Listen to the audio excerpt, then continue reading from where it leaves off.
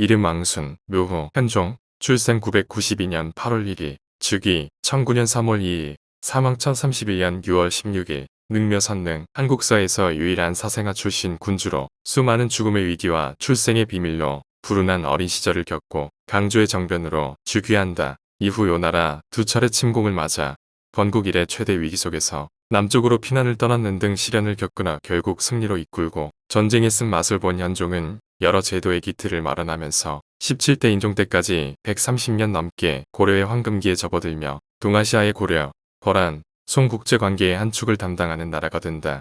족보가 이런 게 있나 싶을 정도로 복잡하지만 간단하게 설명하자면 현종의 어머니 헌정왕후는 5대왕 경종의 왕후이자 6대 성종의 여동생인데 어렸을 때 언니 헌혜왕후와 함께 사촌 오빠인 경종과 혼인을 한다. 지금으로 따지면 근친혼도 말이 안 되는 일이지만 고려 초기에는 왕씨의 순수 혈통을 이어오기 위해 근친혼은 흔한 일이었으니 그냥 넘어가기로 하고 여기서 문제는 헌정왕후는 숙부 왕후과 사통을 하다 걸렸는데 그녀는 경종의 아내이자 고려 왕실 내에서도 지체 높은 신분을 가지고 있었기 때문에 불륜을 저질렀다는 건 고려 왕실에서는 큰 충격이다. 그 후로 성종은 왕욱을 경상남도로 유배를 보내버리고 헌정왕후는 큰 충격을 받아 집 앞에서 산통을 느껴 출산을 하지만 산욕으로 세상을 떠난다. 고아가 돼버린 왕수는 성종이 부모로 하여금 아기를 기르게 했으며 부모 없이 자란 왕수를 가엾게 여겼는지 귀양지에서 지내던 왕욱에게 보살피도록 배려한다. 성종의 후계자 문제 때문에 궁궐 밖으로 내쳐진 것으로 볼 수도 있는데 어쨌든 왕수는 아버지 왕욱의 사랑을 받고 자라지만 얼마 지나지 않아 왕욱은 병사한다.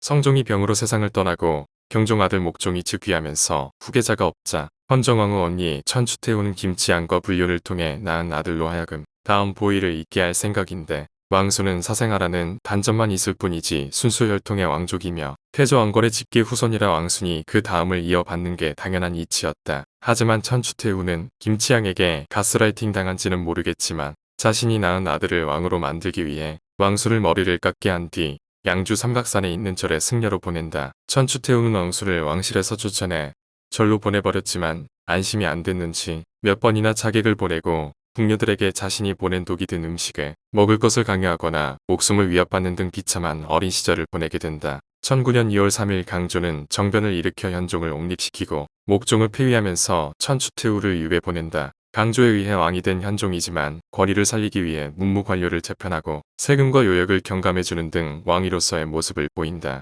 현종 2년 요성종은 목종을 시해한 강조의 죄를 묻겠다는 구실로 직접 40만 대군을 이끌고 압록강을 건너 고려를 침범했으나 양규가 지키고 있는 흥화진에서 일주일을 고전한다. 함락시킬 수 없다는 걸 깨닫고 요성종은 20만을 이끌고 통주에서 강조가 지키고 있는 고려 30만 대군과 싸워 패배의 위기에 몰렸으나 한순간의 방심으로 강조는 사로잡혀 처형당하고 고려군 전사자만 3만 명이나 발생하는 대패를 당한다. 대패의 영향으로 개경까지 위험해지자 현종은 항복하지 않고 강감찬의 권유로 끝까지 저항하는 걸 선택해 개경을 떠난 아주까지 험난한 피난길이 시작된다. 신하, 병사, 노비들은 다 달아나 현종과 두 왕후를 수행하는 지체문 등 금군 50명이 전부였으며 피난을 떠나는 길에도 문신들과 장수들마저 태반이 빤스런했기 때문에 사실상 지체문 혼자서 현종을 지켜낸다. 창왕에 이르렀을 때 호족의 향리가 거만을 떨면서 생명의 위협을 주는 등 무례한 일을 저지르는데 당시 고려는 호족들이 세력이 막강했기 때문에 현종은 이 사건의 계기로 호족들의 세력을 약화시키고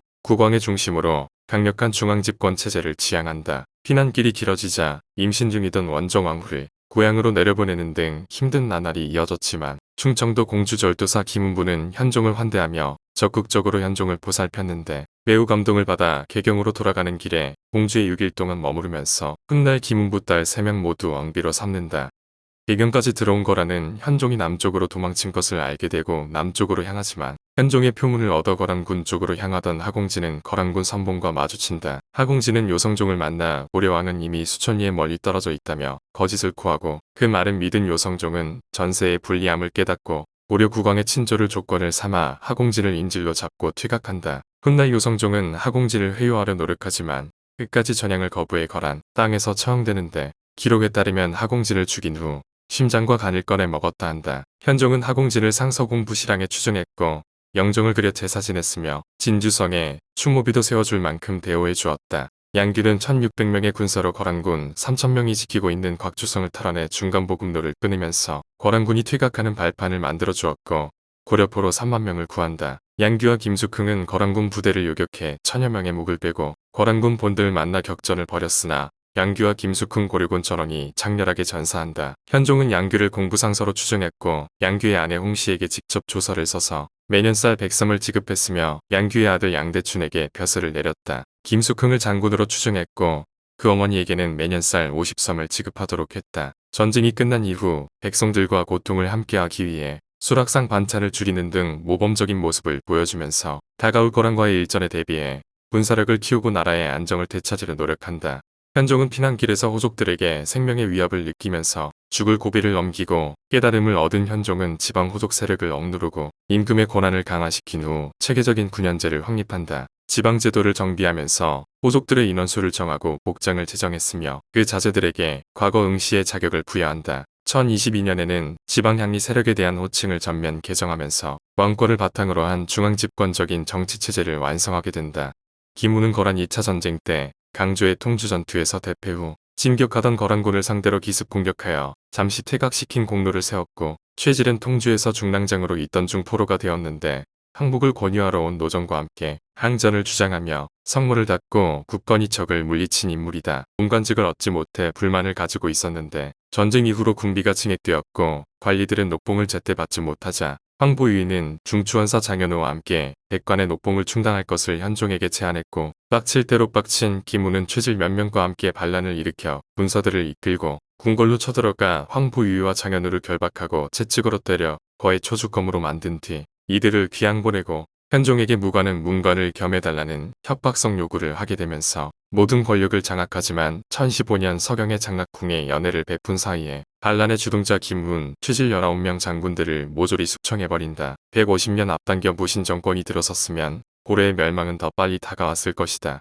1018년 거란은 소배압을 앞세워 강동 육주와 현종이 친조를 오지 않았다는 명분으로 10만 대군을 이끌고 다시 고려를 침공한다. 현종은 왕권을 튼튼히 하면서 강감찬을 필두로 거란을 상대할 만반의 준비를 끝마친 상태이다. 강감찬은 주력군을 모두 북쪽으로 보내 적들을 막으려 했으나 거란은 고려와의 몇 번의 전쟁에 내공이 쌓았는지 흙맞은 전투처럼 시간을 끌지 않고 고려의 공격을 감수하면서 개경 대결이까지 접근해오는데 하지만 강감찬은 고려군을 여러 곳에 배치한 덕분에 거란군을 막아낸다. 내구선 전투에서는 부어수 강민점의 부대가 거란군 한 부대를 격파해 만여 명을 베거나 사로잡는 등 공을 세웠고 김종현이 이끄는 만명의 병력은 소배압을 맹추격하여 소배압의 주력을 끊임없이 견제한다. 소배압은 개경에 후퇴한다 거짓말을 해 개경의 방비를 소홀히 하게 한 뒤 첫 구병 300명을 보내 잠입시키려 했지만 그마저 들켜버리고 고려군에게 붙잡혀 죽는다. 소배압 군대는 북방에 큰 타격도 입었고 중간에 보국로마저 끊겨 후퇴를 결정하는데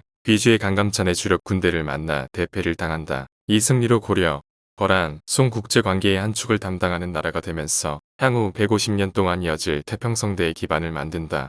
당시 강대국 거란을 꺾으면서 강대한 나라를 인정받아 동북여진, 탐라국, 일본 규슈 등 지방 세력들로부터 조공을 받았으며 경기도 개풍군 영남면에 현화사 사찰을 지어 왕옥 환정왕후 명복을 빌었고 그들의 명예를 회복시킨다. 현종은 현화사 말고도 왕옥 한 사람만을 위해 사찰을 지었으며 문화 양성에도 힘을 쏟았는데 황실의 기록인 고려실록을 재편찬했고 8만 대장경의 원본으로서 고려 불교 문화인 초초대장경을 간행했으며 성종 이후 폐지된 연등회 팔관회를 다시 부활시킨다. 팔관회는 태조 왕걸의 유언으로서 대내적으로 고려를 견고히 하고 대외적으로 천자국으로서 고려의 위상을 만천하에 드러내기 위한 것이었으며 나라를 위해 목숨을 바친 구국 영웅들과 국가의 번영을 기원하기도 했다.